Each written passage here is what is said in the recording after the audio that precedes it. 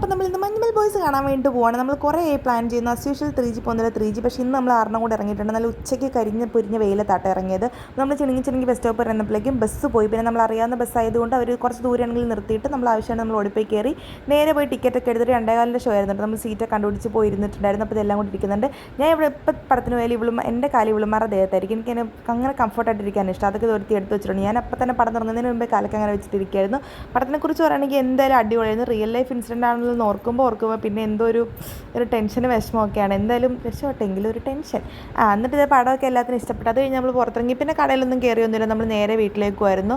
ATMലൊന്ന് കയറിയിട്ടുണ്ടായിരുന്നു, പക്ഷേ അവിടെ നമ്മൾ 3G ആയി.